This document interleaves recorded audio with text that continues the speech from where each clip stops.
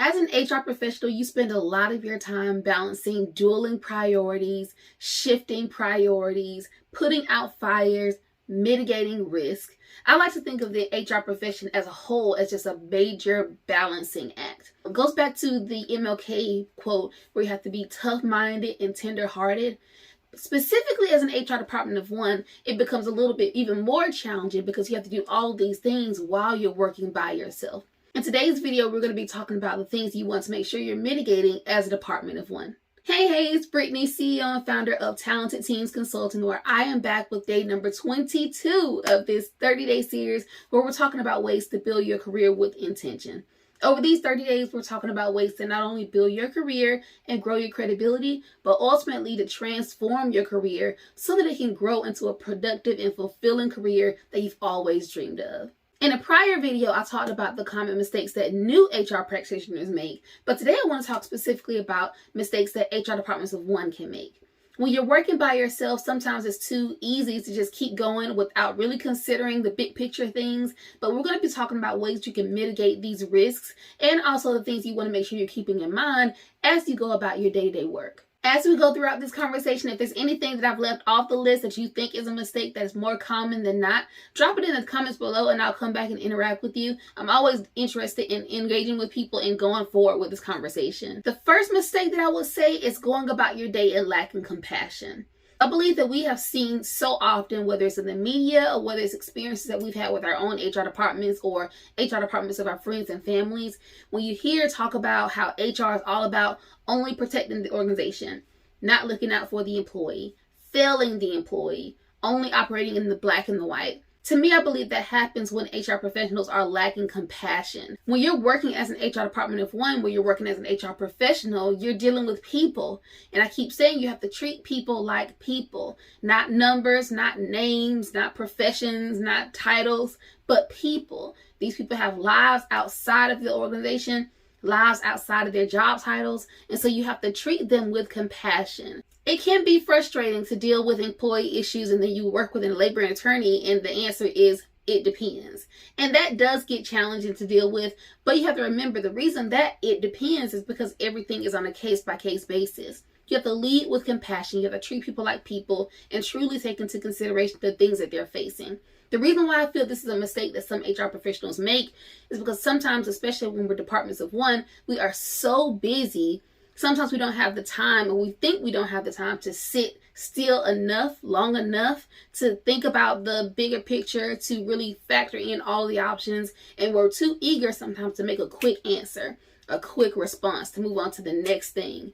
I feel as an HR department of one, you have an ultimate responsibility to make sure that you slow down to the benefit of not only your employees, but also to the benefit of your organization and ultimately to the benefit of your career. The best decisions that require the most compassion typically take time, whether that's sleeping on it, whether that's letting it rest for a little bit, whether that's just walking away from it and just getting your mind a rest. You've got to be able to lead with compassion so that you can make sure you are approaching the situation as well as you can. One of the benefits of working as an HR department of one is that you have control, or that you have a direct line of sight over the entire employee life cycle, from their recruitment to when they're an employee, all the way until when they're no longer an employee. And so because of that, because you have that overarching oversight of their employee life cycle, you've got to lead with compassion and treat everyone like they are a person, because that's going to be the only way that you can make sure you are connecting with them on a personal level. Ironically, this leads me into the second mistake, which is being too lenient.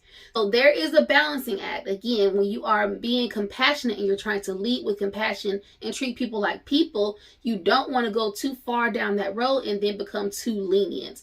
The reason for this is because with every decision that you make as an HR practitioner, as an HR department of one especially, every decision that you make sets a precedent for that next decision, and then the next decision, and then the next decision. If you're too lenient, you have to make sure that you are going to be that lenient for the next person that comes behind that person, especially if that person is going to be in a different protected category, veteran status, age, gender, race, whatever. You got to be super, super consistent. So there's nothing wrong with leading with compassion if you're going to make sure that you are doing it on a case-by-case basis and you can really back up the reasons why you make your decisions. Being too lenient really threatens your credibility, because then you'll be known as a pushover, or you'll be known as someone who doesn't have a backbone, or you'll be known as someone who really doesn't stand behind what they say or do. And as an HR department of one, your credibility is everything. You've got to let the people around you trust you. You've got to earn their trust. And so you don't earn their trust by being too lenient, by being a pushover, by letting people do and say whatever they want.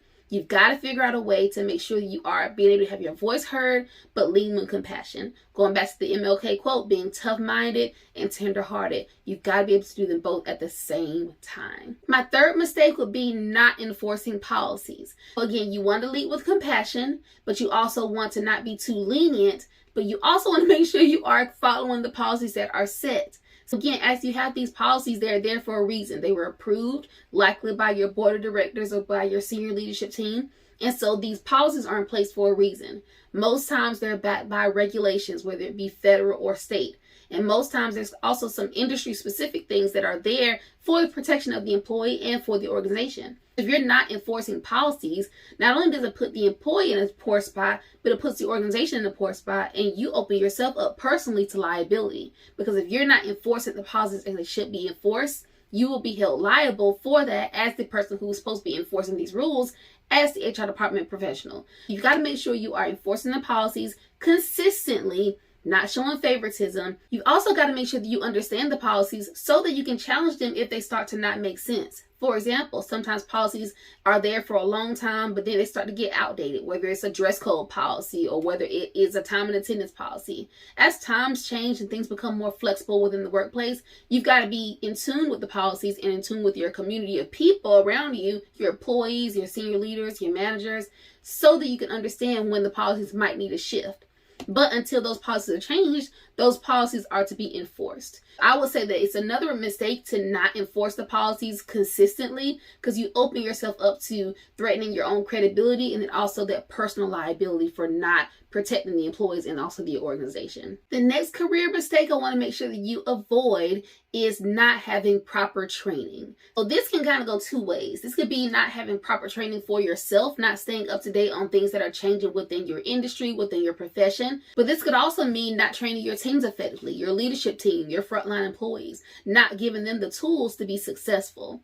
As an HR department professional, you've got to make sure that everyone around you is set up for success. That's one of the main things that you do as an HR professional. You've got to make sure you are supporting your team. Remember that the people that you serve as an HR department of one, you serve not only the organization, but you also serve your team, your employees. In doing that, you've got to make sure they have whatever tools, resources that they need to be successful. If that means that you need to outsource some of your training, then that means that's what you need to do. If that means you need to step in and train on their behalf, that's what you need to do. If that means you need to empower someone from within the team to lead the training, then that's what you need to do. But then also for yourself, you've got to make sure you're keeping your own cup full. What are you doing to keep up with your own training? What trainings are you taking advantage of? I believe if you're watching this video right now, you are staying up to date with your training. And if you're not staying up to date with your training, then let me be a reminder to you to do that. Go and seek out opportunities to learn and grow and do different things. If you're not already downloaded my free guide, that How to Thrive as an HR Department of One, the 5 things your HR career demands, this is going to help you to put a blueprint together so that you can know what you need to grow on and what you need to develop as you are building your career with intention. There are more things you need to know versus just the employment laws. And there are more things that you need to know versus just how to do your job day to day. In my opinion, there are 5 overarching things you need to know and do as an HR Department of One to prepare your career for the success that you like to see. Click the link down below to download that guide, and I hope that you find that helpful. The next career mistake that I want to make sure you avoid is making assumptions. So as an HR department professional, especially as an HR Department of One, you cannot assume that you have all the answers. You cannot assume that one person is telling the truth if it's 2 people telling the sides of their story. You cannot assume that the policies are 100% correct. You cannot assume that the way things have always been done is the way things should actually be. You should always be consistently testing things, figuring out ways to make things incrementally better, learning in new information and figuring out ways to add that value to your organization. So as you move forward within your career, don't ever make any assumptions that things are just perfect. Consistently challenge the narrative. And that's not to go around and be a naysayer or to go around challenging the status quo openly to your senior leadership team. You've got to learn to pick your battles and read the room. But on the inside of you, you should always be figuring out ways to think, how can we do this better? What improvements can we make? And the best way to start to do that is to do that within your own department, your own area. For example, the way you do your benefits administration. Is there a better way, a more streamlined way that you can do it more efficiently, more effectively? The way you process payroll, the way you handle the filing of your employee documents. Everything that you do and touch is the way to get better with it, more effective with it, more efficient with it. Don't assume that the way things are today is the most perfect way they could be. If anything, challenge yourself to know that the way things are today is not the best way things can be, and challenge yourself to figure out the best way to get things done. As you have the mindset to continuously seek and make things better and better and better with each iteration, it's going to help you in growing your career, because you're going to always have that mind of being progressively thinking forward and continuously making changes and shifts. The last career mistake I want to make sure that you avoid is overlooking regulation changes. This kind of goes back to the prior point where just assuming that the way things are today is the way they will always be. But you've got to stay up to date on the things that are coming down the pipe. You got to stay up to date with what's happening in the world, what's happening in the areas of your profession and also within your industry, so that you know what's changing. You've got to stay up to date, because as an HR department of one, it's your responsibility. You have to be the one to know that. That means you have to know where to go and get the information, what trusted sources to use, what resources to go and pull off the shelf, or what resources to go and look up online, what associations to tune into, what mentors to work with. You've got to figure out ways to know these things so that you can stay abreast of all the things that are responsible under your umbrella. As an HR department of one, it's difficult to balance all the things you have to do, from personnel issues to communication challenges to lack of empathy within your leadership team, if that's the issue that you're dealing with. But you have to do all of that while staying abreast of everything that you're working on.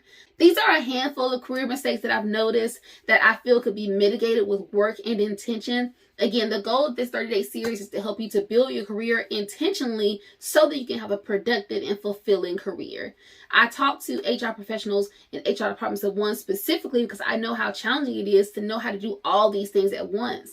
That was the hardest time in my career, those 5 to 6 years where I was working as an HR department of one before I grew my team. And in that time, I grew the most, but it was very challenging to do all the things while also having a fulfilling and fruitful life. Often I talk to HR professionals right now, and sometimes they feel that they can't do the extra things outside of their job to get themselves to be better because they might have small kids, or they're in school, or they're moving into a new home. And I've done all the things. We've got 3 small kids. I've got advanced degrees as well. And so I know how challenging it can be, and I also know that it can be done. I hope you found this video helpful as we talked about ways to mitigate some of these career challenges that you might face in an HR department of one.